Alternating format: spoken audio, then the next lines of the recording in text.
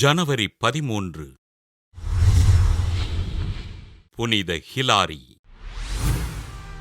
France நாட்டில் பாய்டியாஸ் பகுதியில் வாழ்ந்த கிறிஸ்தவர் அல்லாத பெற்றோருக்கு கிபி 300ஆம் ஆண்டு பிறந்தார் ஹிலாரி. கல்வியிலும் ஞானத்திலும் சிறந்து விளங்கிய இவர் மனித வாழ்வின் பொருள் தேடி பல்வேறு நூல்களை வாசிக்க திருவிவிலியத்தில் தன் தேடலுக்கான பதிலைக் கண்டார்.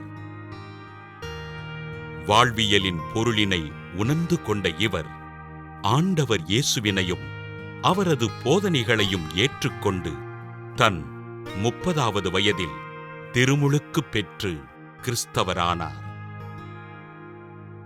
ஆன்மீக தேடலிலும் விசுவாச உறுதியிலும் சிறந்திருந்த ஹிலாரி கிபி 350ஆம் ஆண்டு பாய்டியஸின் ஆயராக திருநிலைப்படுத்தப்பட்டார்.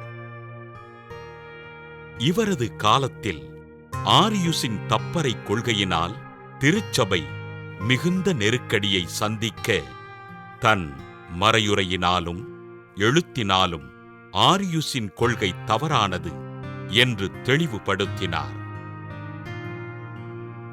ஆரியுசின் தப்பறையினை பின்பற்றிய பேரரசர் கான்ஸ்டன்சியஸ் ஆயர் ஹிலாரியினை ஆசியாவிற்கு நாடு கடத்த 3 ஆண்டுகள் ஆசிய நாட்டில் ஆண்டவரின் பணிகளைச் செய்தார். இறை தந்தையும் இயேசு கிறிஸ்துவும் ஒரே இறையியல்பு கொண்டவர்கள் இல்லை, மாறாக ஒத்த இறையியல்பு கொண்டவர்கள் என்ற ஆரியுசின் தப்பறையினை எதிர்த்து தெளிவான விளக்கங்களை எடுத்துக் கூறிய ஆயர் ஹிலாரி கிபி 368இல் விண்ணகம் சென்றார்.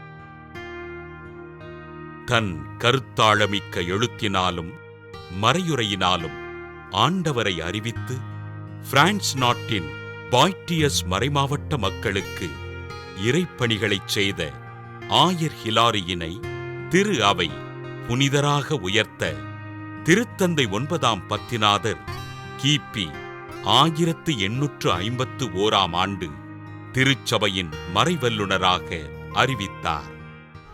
புனித ஹிலாரியின் திருவிழாவினை கொண்டாடுகின்ற நாம் நமக்கு எதிராக குற்றம் செய்வோரை மன்னித்து அவர்களின் நல்வாழ்விற்காக ஜெபிப்போம்.